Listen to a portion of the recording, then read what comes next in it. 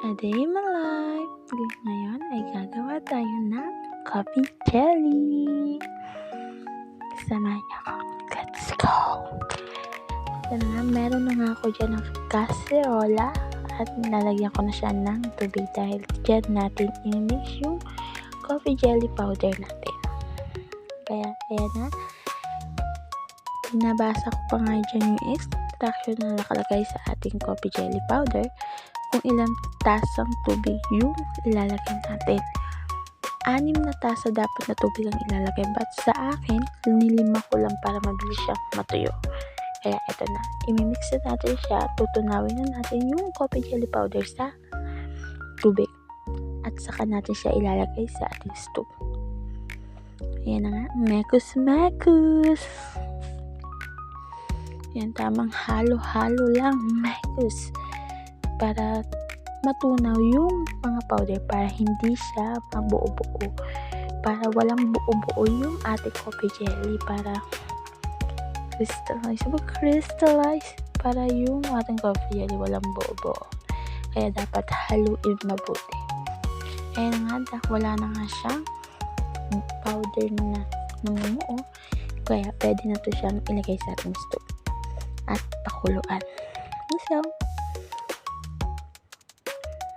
at ayan na nga, nilagay ko na siya sa stove dahil wala naman akong nakitang mga buo-buo na powder sa kanya dahil natunaw naman siya.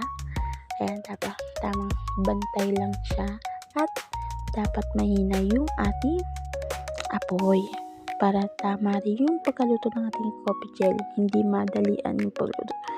Yan nga, habang pinapakuluan ko yung ating coffee jelly ay niready ko na rin yung paglalagyan ko ng coffee jelly natin. Ayan, tamang bantay lang tayo.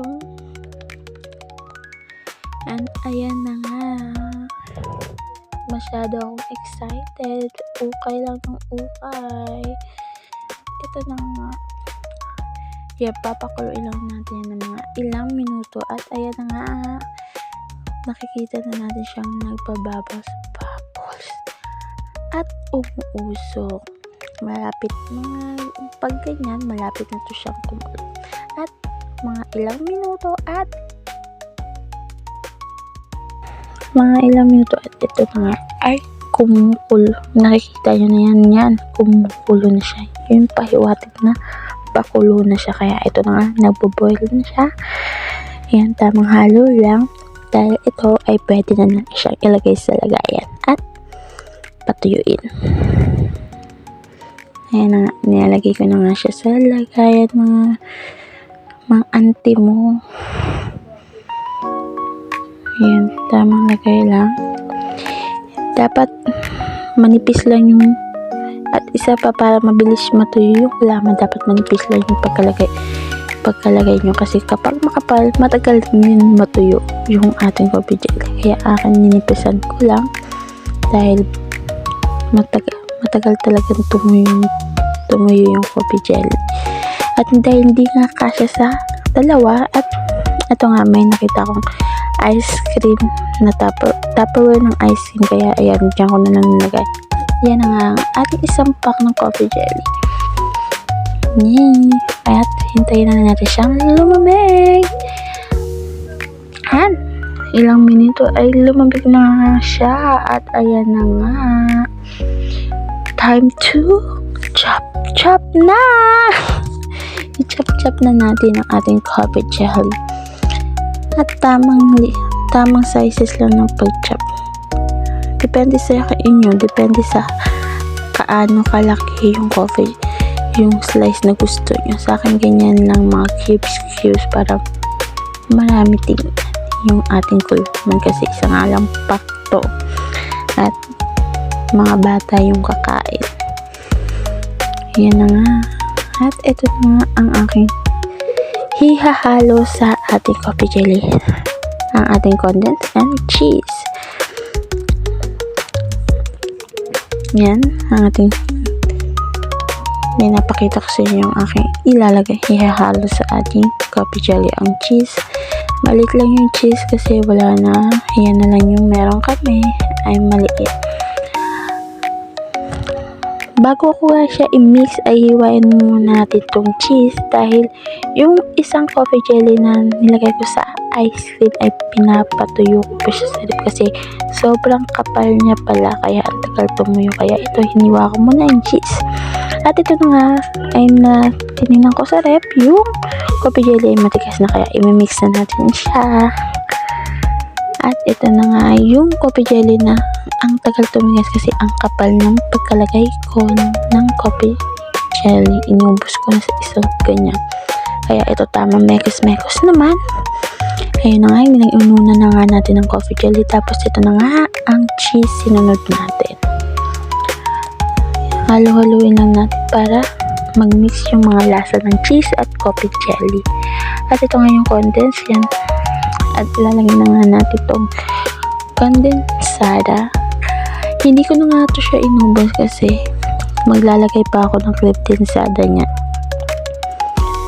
Maglalagay pa ako ng kondensada kasi baka sobrang tamis hindi makain. Ang pangit naman kung sobrang tamis kaya konontian ko lang yung condensed kasi yung kondensada natin may condensed na. Ayan na nga, mekos. At ayun. At ito na ang ating kondensada. Bubuksan lang natin. Ayan, chinecheck ko pa nga kung expire na. At yun, hindi pa naman expire kasi 2026 pa. Ayan na nga. Ayan, binubuksan ko na yung coffee jelly. Kaya tagal ko binubuksan ko pa nga yung kondensada kaya tagal ko bumalik.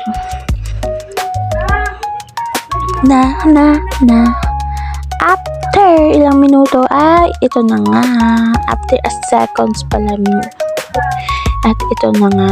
Ayan. Nabuksan ko na yung cream din sada. At ito na. Minix ko na siya. Inubos ko na to kasi para mas creamy lalo yung ating coffee jelly. At konti lang naman yung nilagay ko na cream din sa na condensed kaya hindi sakto lang yung tamis nito. Kasi ilalagay ko pa naman siya sa ref.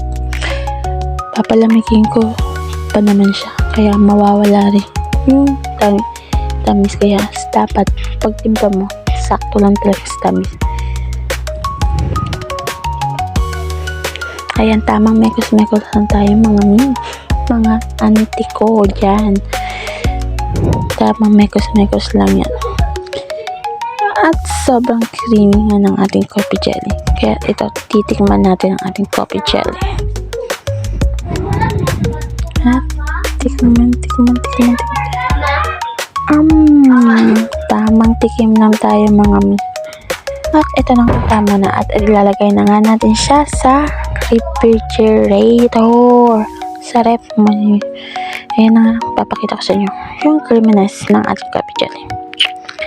Coffee jelly.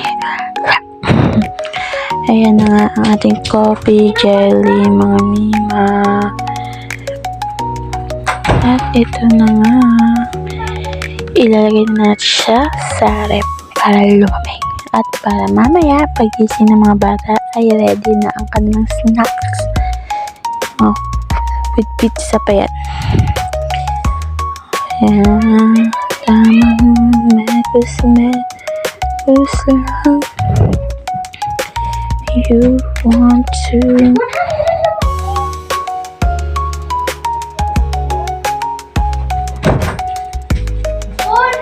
at syempre bago natin lutuin gumawa ng coffee jelly dapat linisin natin yung mga pinagkamitan natin. At ito na nga, tapos naghugas na ako ng pinagkamitan at pinagkainan namin. Dapat malinis yung kusina bago umalis. Kaya thank you for watching.